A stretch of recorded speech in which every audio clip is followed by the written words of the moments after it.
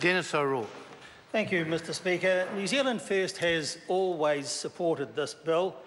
We recognise that the Coroners Act has needed revision for quite a long time, and we think overall that this bill makes a pretty good job of doing that. I want to acknowledge the work of the Justice and Electoral Select Committee, which I also think did a very good job in refining the bill and to bring it back to the House and the state that it's now in.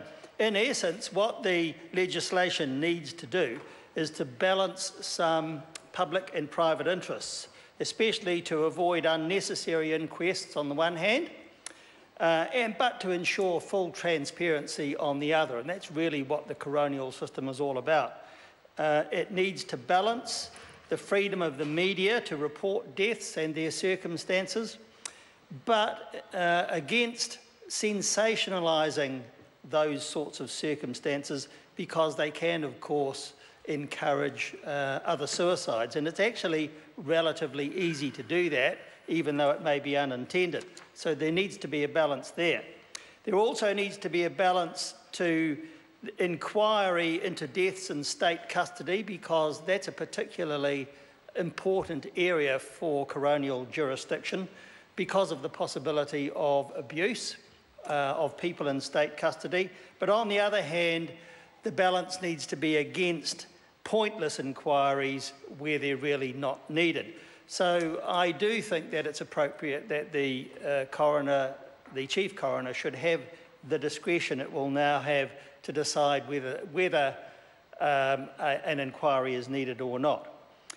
And the last area I wanted to mention where I think this balance is particularly important is the need for a balance between an independent inquiry for deaths of defence personnel, especially where the deceased was killed in a hostile action, on the one hand, and on the other, against the need for national security considerations to be taken into account and for national security to be protected. And that's another very difficult area where the balance is needed.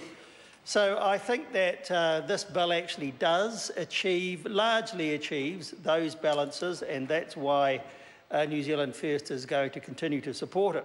But nevertheless, we are disappointed in a couple of things, and there were two amendments that we feel should have been adopted and incorporated into the bill, and I'm a little bit sad that the government hasn't done that and hasn't given good reasons for not doing so. The first related to new section 57C, and the question of whether it should be mandatory for government agencies to respond to coronial recommendations. Now, there's not much point in having a system which spends a lot of money and effort in producing those recommendations if they can simply be ignored or brushed off by government agencies. And to be fair, most of them don't do that, but on the other hand, it's perfectly clear that on some occasions that's exactly what happens.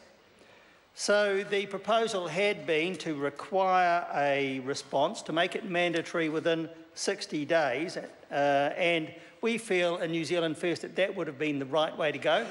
It's disappointing that it hasn't been adopted. I can't see what the harm would have been in requiring that. It would have achieved something positive and worthwhile.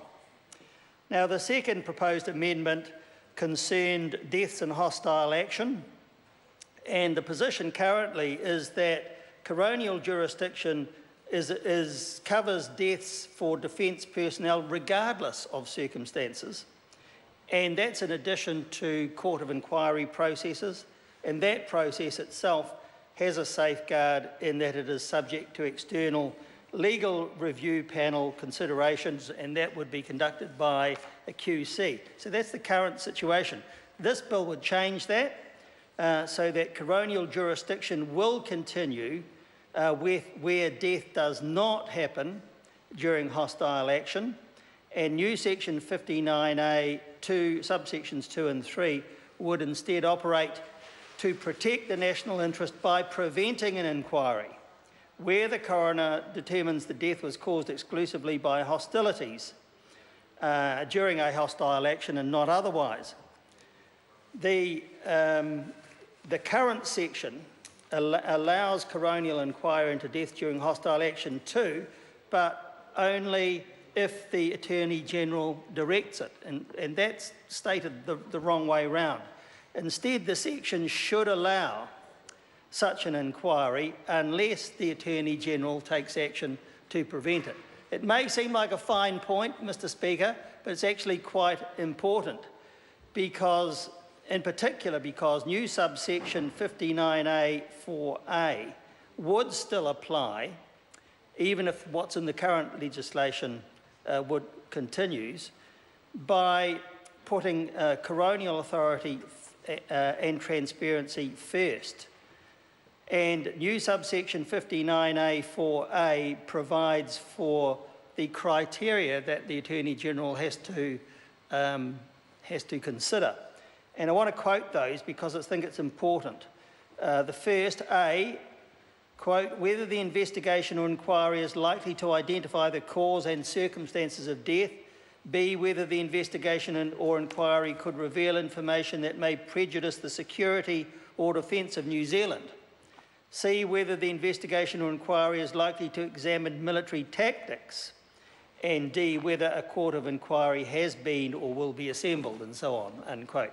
So those are the sorts of criteria that would have to be considered, and therefore I feel that it would be better for what's in the current legislation to continue, or for the amendment which had been proposed by Phil Goff to have been adopted, because those considerations would apply.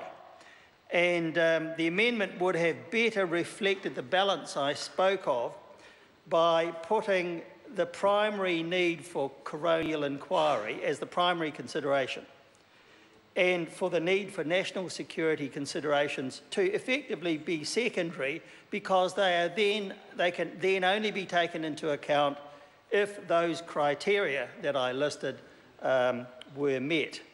So that would have been the better way to proceed, and it's a bit disappointing that the government didn't in fact adopt the proposal for amendment which had been put forward. It is a disappointment, but it wouldn't itself be enough for New Zealand First to vote against the bill.